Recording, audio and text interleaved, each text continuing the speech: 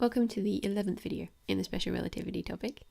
In this video we will be looking at Newton's second law and momentum in a relativistic context. And in the second video on this page we will be looking at the conservation of momentum.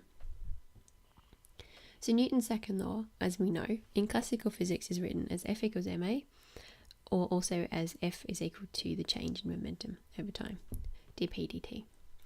And what this formula tells us, what it says, is that there's more force that we apply to a particle, the more acceleration that particle has, and so the faster it goes. And there's no limiting case here, so there's no limit on the speed that we can get the particle to. But Einstein's theory of relativity says that nothing can travel faster than the speed of light. And indeed, every experiment that we've done thus far has confirmed that. So therefore, we can conclude that F equals ma must break down at relativistic speeds and relativistic conditions. So we're looking for the relativistic equivalent of Newton's laws of motion. So we'll start by looking at what happens to momentum at relativistic speeds.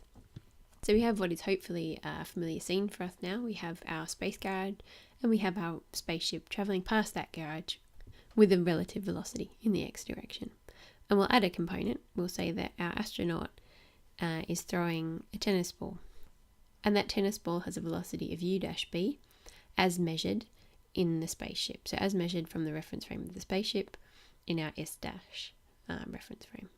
In classical physics, our momentum is equal to the mass times the velocity. And the velocity we know is equal to dx dt.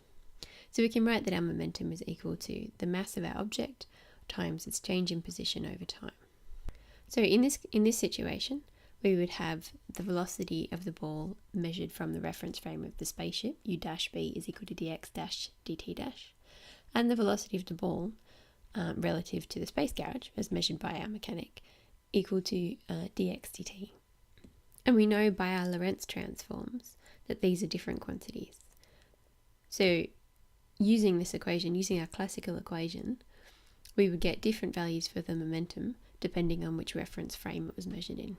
So that is that Newton's second law would have different forms in different reference frames. So the laws of motion would change depending on how fast you were travelling.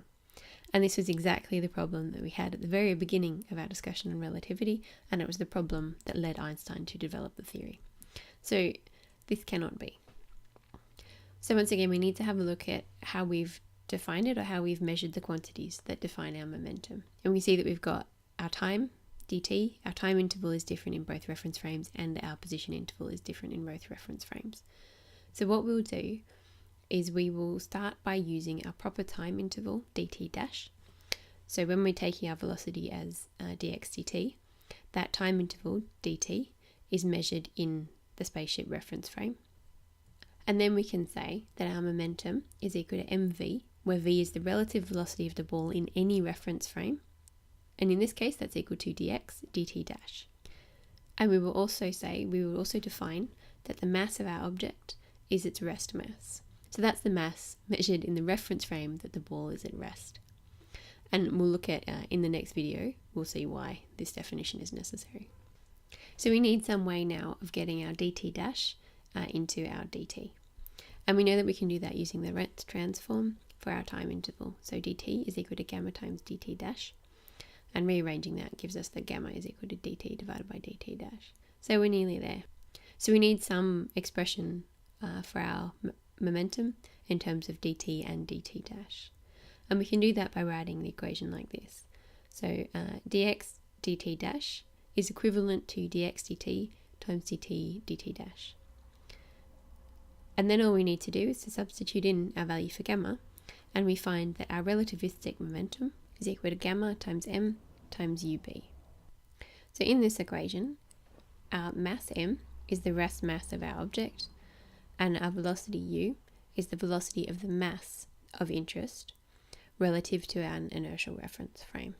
So up until now, we know that gamma is equal to 1 divided by the square root of 1 minus v squared on c squared. And we've only used gamma in the context of reference frames, of finding positions within reference frames relative to each other, or velocity of reference frames.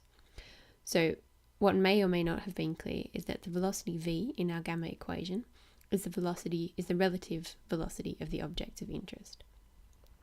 So in this case, we're not interested in the relative velocities of the reference frames.